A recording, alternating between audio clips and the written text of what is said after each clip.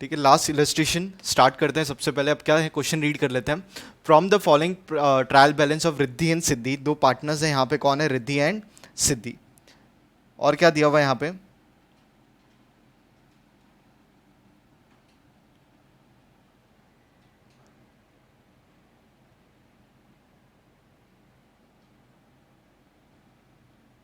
एक मिनट।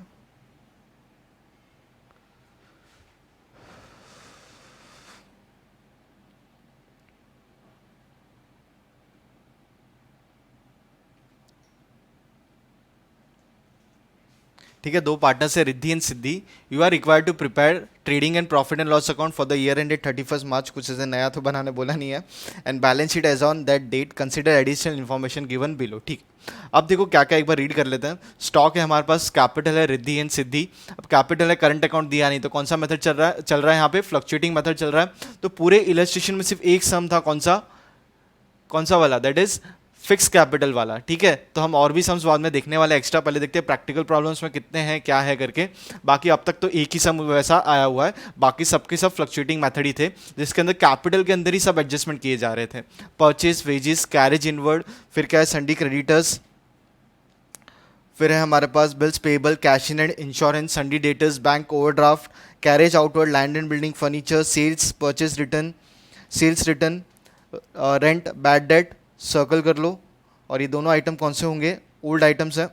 ठीक है, एक मिनट,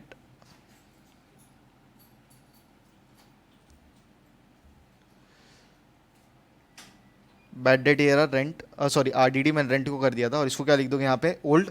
डिस्काउंट, फिर ट्रैवलिंग एक्सपेंसेस, और क्या है, एडवर्टीजमेंट। तो नॉर्मल सम है, ऐसा कुछ वे कोई भी वर्ड यहाँ पे है नहीं, सब कुछ आपने देखा हुआ है। क्लोजिंग स्टॉक 48,700, ठीक है, नॉर्मल चीज़ है। Outstanding expenses, wages and travelling expenses, तो देखो ट्रैवलिंग एक्सपेंसेस तो ये रहा, वेजेस देखो ऊपर किधर होगा, ये रहा परचेज के नीचे, तो ये आउटस्टैंडिंग है, नॉर्मल एडजस्टमेंट है। और ये रूटीन एडजस्टमेंट है, ठीक है, क्लोजिंग स्टॉक, आउटस्टैंडिंग या प्रीपेड और डेप्रिसिएशन, ये सब चीज़ें नॉर्मल रूटीन एडजस्टमेंट से, इसके अंदर कुछ भी ऐसा कुछ अलग चीज़ें नहीं है। फिर depreciate land and building and furniture, तो लैंड एंड बिल्डिंग पे आ जाते हैं, और क्या है आपके पास, फर्नीचर। तो ये दोनों चीज़ को आपने क्या कर दिया, डॉट कर दिया। अब इंश्योरेंस पेड इन एडवांस, तो इंश्योरेंस पे आ जाओ, ये क्या दिया हुआ है, पेड इन एडवांस। फिर है goods of ₹3,000 destroyed by fire and insurance company rejected the claim fully, तो कुछ भी मिला नहीं है, पूरा का पूरा डूब चुका है। तो 3,000 रुपये के गुड्स निकले हैं और 3,000 रुपये का नुकसान। इंश्योरेंस क्लेम में इंश्योरेंस कंपनी कुछ भी जिम्मेदारी नहीं ले रही है पैसा रिटर्न करने के लिए। एकदम स्टैंडर्ड सम है, कुछ ज़्यादा बचता नहीं है इसके अंदर। चलो कंप्लीट कर लेते हैं इसको। आपकी रूलिंग रेडी होनी चाहिए, आप रूलिंग रेडी कर लो, तब तक मैं ऊपर नाम वगैरह लिख देता हूँ।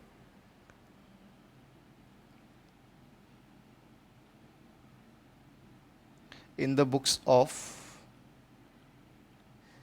Riddhi and Siddhi, balance sheet 31/3/19 ही है, 31/3/19। क्लियर, चलो स्टार्ट करते हैं। सबसे पहला एडजस्टमेंट वही normal routine, that is by closing stock. बहुत सिंपल सम है इसके अंदर, ठीक है। क्लोजिंग स्टॉक क्या लिखोगे आप,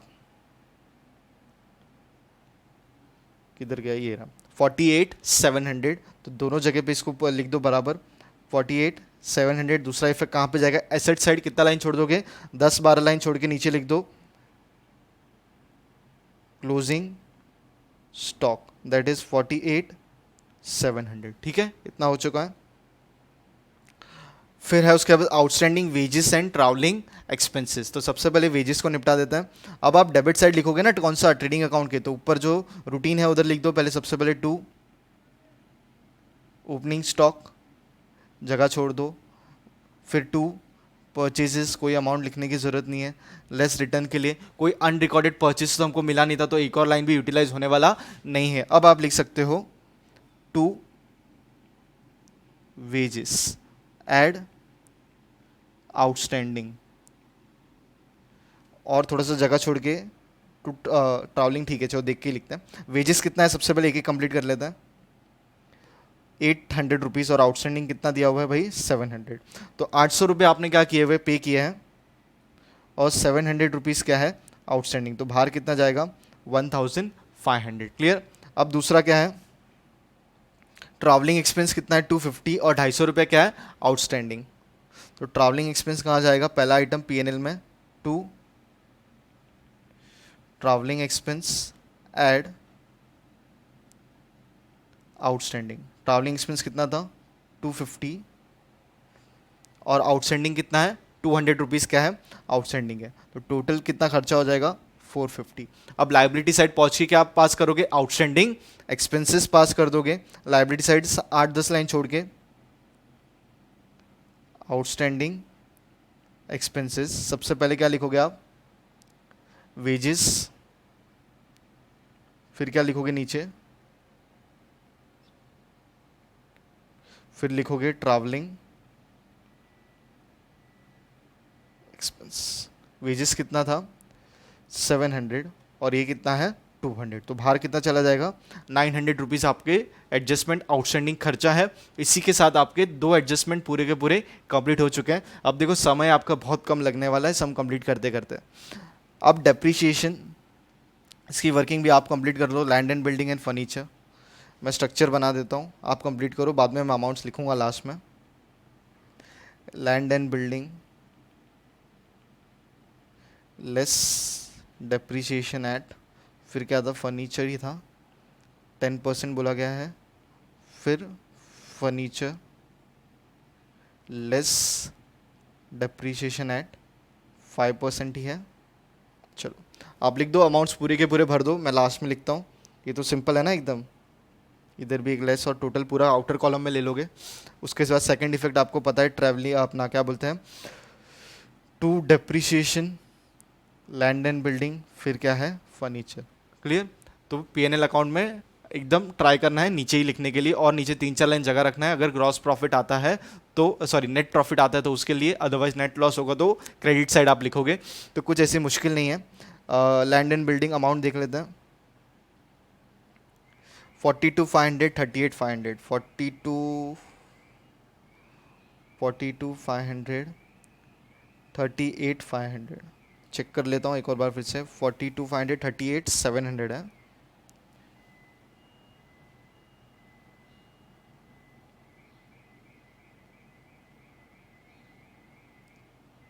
$38,700, ये तो हो जाएगा 4250,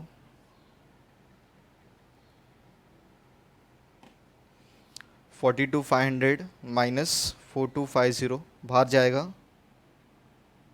38,250, फिर 38,700, तो 3870, एक ज़ीरो कम कर दो, divide by 2, that is 1935।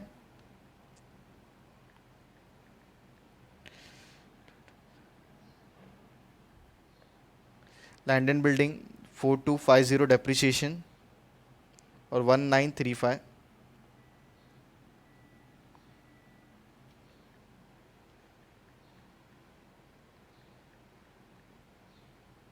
That is 6185। Clear, simple है ना बहुत। तो ये थर्ड एडजस्टमेंट भी कंप्लीट हो चुका है। क्लोजिंग स्टॉक, आउटस्टैंडिंग और डेप्रिसिएशन एकदम नॉर्मल बेसिक एडजस्टमेंट्स हैं। कभी कभी क्या लगता है, देखो टेक्स्ट बुक इन्होंने बनाई है, चलो ठीक है कोई दिक्कत नहीं है, सम्स तो हमको जितने भी सब्स करना है। अब देखो लेवल ये सम लास्ट में पूछने का इतना सेंस नहीं बनता है, क्योंकि देखो इतना सिंपल ही स्टार्टिंग के 3 या 4 सम के अंदर सब कवर हो चुका है। तो लेवल अगर ये लोग और बढ़ाते एडजस्टमेंट के अंदर, जैसे कि अपना क्या बोलते हैं, अपना ग्रॉस प्रॉफिट का परसेंटेज पे कुछ बांटा गया है किसको, पार्टनर को, या नेट प्रॉफिट के अंदर कुछ उनको अलग से किसी को कुछ कमीशन है, जैसे सेल्स में एक सम के अंदर पूछा गया था। तो लेवल इन लोग बढ़ा रहे हैं, लेकिन सम की कैटेगरी भी अगर इन लोग सही तरीके से रखें, स्टैंडर्डाइज तरीके से, कि पहले सिंपल सम से लेवल तो ऊपर जाना चाहिए। अभी लास्ट 2 सम हमने देखो जस्ट अभी किए, क्या था, बेसिक लेवल के सम्स हैं। तो आप देखो एक चीज समझने की कोशिश करो, closing stock, outstanding expense, depreciation या और एक प्रीपेड, तो ये 4 एडजस्टमेंट 90% तो फिक्स है हर सम के अंदर। ज़्यादा से ज़्यादा एक और एक आरडीडी वाला भी पकड़ लो, तो बचता क्या है यहाँ पे, मुश्किल से पार्टनर का जो इंटरेस्ट है किसके ऊपर, ड्राइंग्स वगैरह पे, या पार्टनर्स के लोन के, तो वो सब चीज़ आपको अच्छे से पढ़नी है। फिर हिडन एडजस्टमेंट आपको अच्छे से ध्यान रखना है, प्रीपेड इंश्योरेंस आपको अच्छे से देखना है, या इंश्योरेंस एक्स्ट्रा टाइम के साथ पे कर दिया है, या कोई लोन के ऊपर हिडन एडजस्टमेंट लिख दिया, डिबेंचर किधर लिखा हुआ है, डिबेंचर भी मेरे को नहीं लगता किधर आया था वर्ड में, आगे किधर ना किधर आएगा, हम कवर करेंगे उसको भी। तो फिलहाल अभी इस सम को कंप्लीट करते हैं। इंश्योरेंस पेड इन एडवांस, तो अब इंश्योरेंस कितना है भाई देख लो, इंश्योरेंस 1200 रुपये, पेड इन एडवांस कितना है 300, तो इंश्योरेंस ट्रैवलिंग के नीचे लिख दोगे टू इंश्योरेंस 1200 लेस, ठीक है, इंश्योरेंस तो हो गया ना क्लियर। अब क्या करोगे यहाँ पे लेस कर दोगे प्रीपेड, मतलब आपने एडवांस में ही पे किया हुआ ना, लेट प्रीपेड कितना 300 रुपीज़, तो बाहर कितना जाएगा 900, और ये एसेट साइड लिख दोगे, क्लोजिंग स्टॉक के नीचे लिख दो prepaid insurance how much 300 rupees. अब इसके अंदर कुछ बैड डेट का भी कुछ है नहीं, goods worth ₹3000 destroyed by fire, insurance company rejected the claim. तो यहाँ पे आके लिख दो सबसे पहले बाय सेल्स, एक लाइन लेस रिटर्न वगैरह के लिए, और आप यहाँ पे क्या लिख दोगे by goods loss by fire, कितना अमाउंट है 3000 रुपया, और लॉस हुआ है नुकसान, तो क्या लिखोगे टू लॉस बाय फायर, कितना 3000 रुपया। तो ये एडजस्टमेंट भी खत्म हो गया, आपका बेसिक एडजस्टमेंट था ये वाला। ऊपर जो ट्रेडिंग अकाउंट में नुकसान हुआ है गुड्स का है, उसमें जो रुपीस, जो मतलब एक्चुअल जो लॉस हुआ है रुपीस में, उसका इफेक्ट आपने पीएनएल में दे दिया है। तो इसी के साथ हमारे एडजस्टमेंट पूरे के पूरे कंप्लीट हो चुके हैं।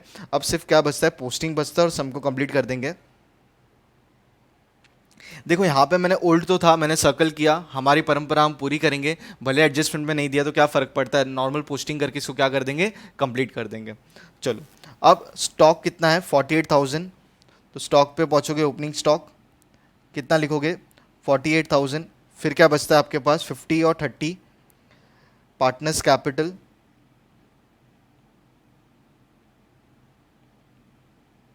दो पार्टनर है यहाँ पे, रिद्धि और सिद्धि। चलो अमाउंट देख ले एक बार, कंफर्म कर लेते हैं, 50 and 30, inner column 50,000 Riddhi case में, और सिद्धि केस में कितना 30,000, कुछ और एडजस्टमेंट यहाँ पे नहीं है। परचेज इज 22,500, तो आपने बना के रखा है, दैट इज 22,500 क्लियर। अब उसके बाद क्या है, वेजेस 800 वेजेस कवर हो गया, कैरेज इनवर्ड कितना 1000 रुपया, तो गुड्स लाने के लिए जो खर्चे हुए हैं तो कहाँ पे जाएगा आपका ट्रेडिंग ना, टू कैरेज,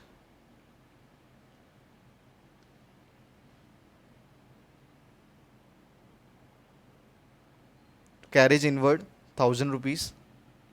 अब क्या बचता है उसके बाद हमारे पास, कैरेज हो गया है, संडी क्रेडिटर्स 27,600, संडी आउटस्टैंडिंग के ऊपर लिख दो क्रेडिटर्स, दैट इज 27,600 रुपीज़, ठीक है। एक एक आइटम एक एक टाइम पे लो, जो चीज़ हो चुकी है उसको तो वापस से लेना नहीं है। फिर बिल्स पेएबल 20,000, उसी के ऊपर लिख दो बिल्स पेएबल 20,000। अब क्या बचता है उसके बाद, कुछ आइटम है और बहुत सारे हैं। बिल्स पेएबल हो चुका है, cash in hand 2850,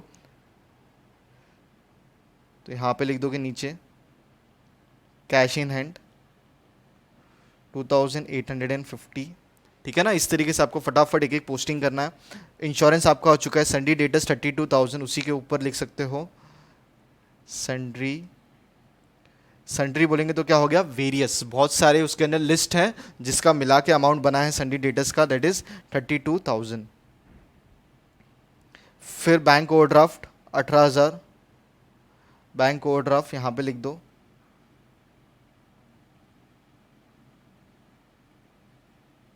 18,000 rupees.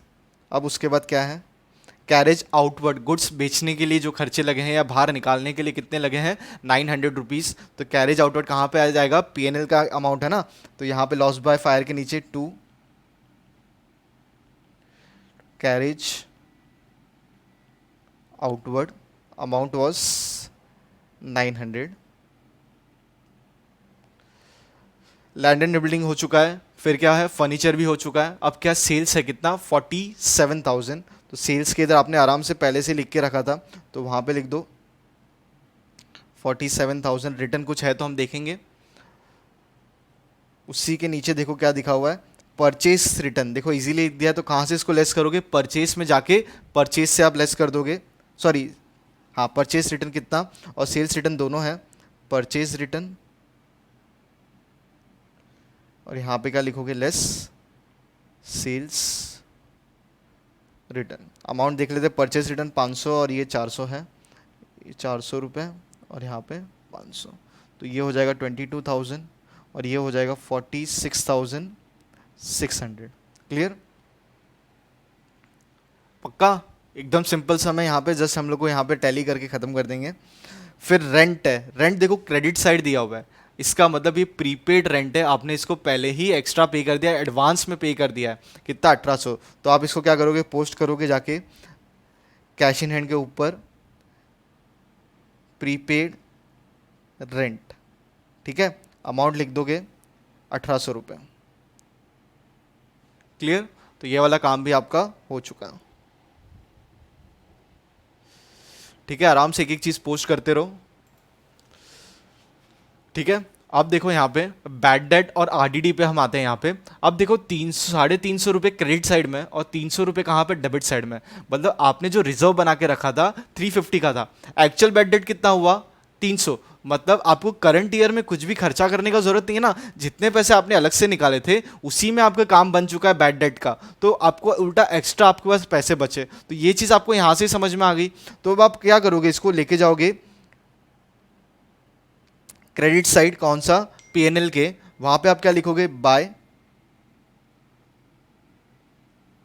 RDD कितना, बाय ओल्ड आरडीडी कितना 350 लेस बैड डेट कितना 300 रुपीज़। तो 50 रुपीज़ बचा है क्रेडिट में। अब ज़रा समझने की कोशिश करो क्या है ये, इसको थोड़ी देर के लिए साइड में रख दो। अब आपके पास यहाँ पे नया बैड डेट नहीं है, नया आरडीडी नहीं है, ठीक है, आपके पास दोनों आइटम है वो ओल्ड है। प्लस आप क्या करते थे, पहले बैड डेट डेबिट साइड लिखते थे, कोई गलत नहीं है, डेबिट साइड लिखते थे। उसके बाद आप करते थे लेस ओल्ड आरडीडी, अगर नॉर्मली देखो तो। आप ये भी उधर करो ना, 50 आपको नेगेटिव मिलेगा तो आप वहां से ट्रांसफर कर दो उसको कहाँ पे, क्रेडिट साइड में, वो भी कर सकते हो। अब आपको यहाँ पे पहले ही पता चल रहा है कि नेगेटिव आंसर आएगा, 300 माइनस 350 नेगेटिव हो जाएगा। अब जरा समझने की कोशिश करो, आप एक मोबाइल फोन खरीदने के लिए एक बजट बनाते हो, उसके हिसाब से पैसे जमा करते हो। तो आपने 15,000 रुपये जमा कर लिए रिजर्व फॉर मोबाइल, मोबाइल खरीदने के लिए एक रिजर्व बना दिया। लेकिन आप जब दुकान पे जाते हो आपको मिल जाता है एक ऑफर, क्या मिल जाता है, ऑफर, मोबाइल मिल रहा है 14,000 में। तो आप क्या करते हो, दुकानदार को बोलते हैं नहीं मैं तो 15,000 में सोच के आया था, आपको तो 15,000 लेने ही पड़ेंगे, आपको 1,000 रुपये मेरी तरफ से रखो लेकिन आपको लेने ही। क्या आप ऐसा बोलोगे, बिल्कुल भी नहीं। आप 14,000 दोगे, 1,000 रुपये आपके पास पड़ा है ना। यहाँ पे भी तो ये हुआ, बिजनेसमैन ने, जो यहाँ पे दो पार्टनर्स हैं, मिलके 350 रुपये ओल्ड आरडीडी रिजर्व के रूप में अलग से रखे थे निकाल के, कि उनको पता था कि कुछ ना कुछ तो कोई ना कोई पार्टी तो पैसे देने वाली ही नहीं है। तो वो जब एक्चुअल में अमाउंट पता चला तो वो तो निकला सिर्फ 300 रुपया, तो 50 रुपया बच गया है ना उनका।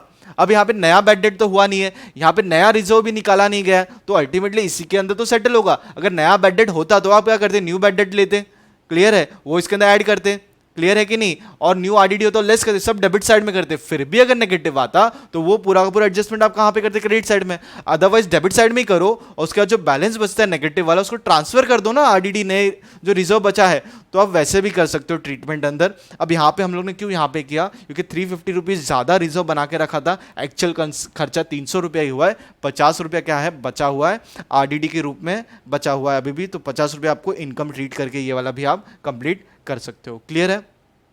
नेक्स्ट कुछ बचा है डिस्काउंट। देखो डेबिट साइड है that is discount allowed, credit side है डिस्काउंट रिसीव्ड। तो डेबिट साइड कितना 700 रुपये टू डिस्काउंट अलाउड, मतलब आपने डिस्काउंट दिया है लोगों को, और यहाँ पे आ जाएगा बाय डिस्काउंट रिसीव्ड कितना 1,000 रुपये। एक बार अमाउंट चेक कर लेंगे। ट्रैवलिंग एक्सपेंस ले लिया है, एडवर्टीजमेंट 4150, यहाँ पे ऊपर लिख देता हूँ टू एडवर्टीजमेंट 4750, सॉरी 4150। ठीक है, अब आपको पता है पेंसिल डूडल कहाँ करनी है, बहुत सिंपल सम था, कुछ भी इसके अंदर दिया नहीं था।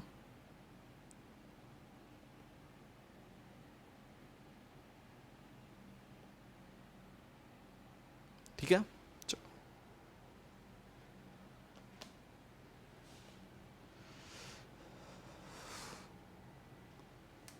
पेंसिल टूल कर लो, उसके बाद साथ में मिलके पूरा का पूरा सम कंप्लीट कर देंगे। ठीक है, कंप्लीट करें। सिर्फ एक काम करना, ये टोटल बाहर आएगा ना 48,000 और ये 10, ठीक है। और एक चीज़ याद रखना, ये जो था ना प्रीपेड रेंट, इसको ऐसे मत ट्रीट करो, क्रेडिट आइटम है ना, ये आपको रेंट मिला है, मतलब इनकम है ना आपकी, तो बाय रेंट रिसीव्ड कितना अमाउंट था,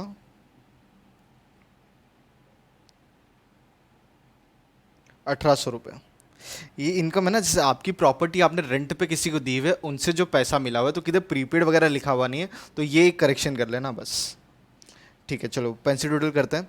सबसे पहले देखो यहाँ पे आ रहा है टोटल 98,300, 98,300।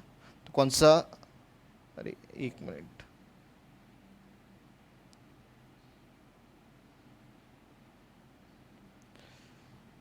ठीक है। यहाँ पे पेंसिल टोटल आ रहा है आपको 72,500। तो कौन से साइड ज़्यादा है, क्रेडिट साइड ज़्यादा है, तो आप यहाँ पे लिख दोगे 98,300। यहाँ पे भी क्या लिख दोगे 98,300। तो यहाँ पे क्या आएगा, by gross profit carry forward,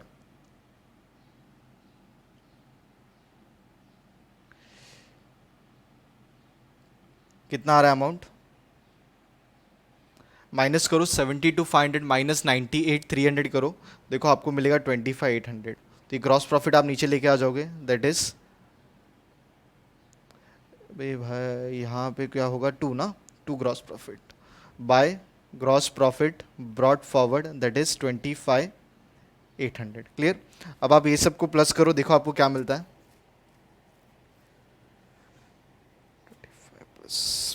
28,650 मिलेगा, और ये साइड टोटल मिलेगा आपको 16,285। तो आपका ये टोटल हो जाएगा 28,650, 28,650, और उसको आप माइनस करोगे 16,285 से, तो आपको मिलेगा प्रॉफिट मिल रहा है, दैट इज़ 12,362। तो यहाँ पे लिखोगे 2 net profit transfer to capital, that is Riddhi and Siddhi ना, 2 जन थे, ठीक है। और डिवाइड क्या करना है, इक्वली करना है, कोई दिक्कत नहीं है। एक को मिल जाएगा 61, आराम से वर्किंग कर लेना, आपको पता है कैसे की जाती है, 6183, और यहाँ पे 6182। क्लियर। अब ये वाला आप ट्रांसफ़र कर दो, ऐड नेट प्रॉफिट 6183, ऐड 6182, तो ये हो जाएगा 56,183, ये हो जाएगा 36,182। देखो एसेट साइड लाइबिलिटी साइड दोनों प्लस करो, देखो क्या मिलता है। पूरा सम रखूंगा बाद में मैं आपके सॉल्यूशन के लिए।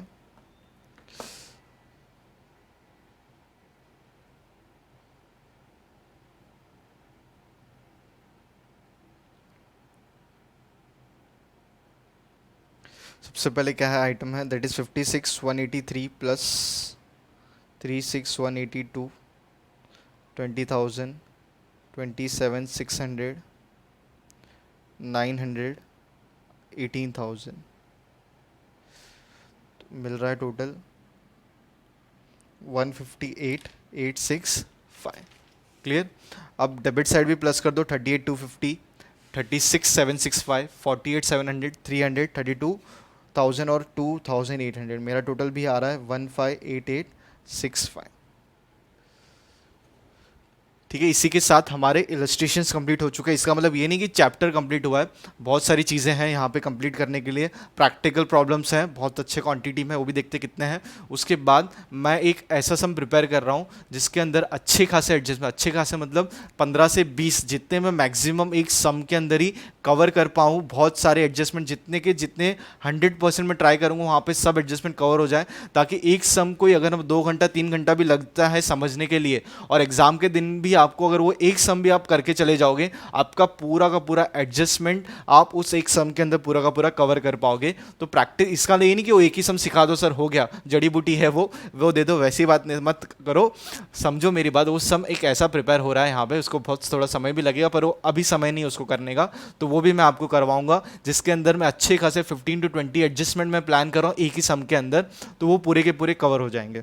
तो आप ज़रा पहले ये कंप्लीट कर लो, ये रखता हूँ मैं पूरा सम आपके लिए, ठीक है। सिंपल है, वर्किंग आप प्लीज़ बनाते रहो, प्रेजेंटेशन इसी तरीके से रखना, और धीरे धीरे जब आप सॉल्व करते रहो कलर पेन से हटना शुरू हो जाओ। हमको कलर पेन से एग्जाम में सॉल्यूशन देना नहीं, ये सिर्फ आपके समझने के लिए ये सब चीज़ें हैं, और कोई दिक्कत मत रखना इसमें। कुछ भी डाउट हो तो प्लीज़ पूछ लिया करो, ठीक है। 1,58,865 पे टैली हो रहा है सम, क्लियर। अब ज़रा देख लेते हैं इलस्ट्रेशंस में कितना है। इलस्ट्रेशन तो किया हमने, ऑब्जेक्टिव्स है ये तो कवर हो जाएंगे।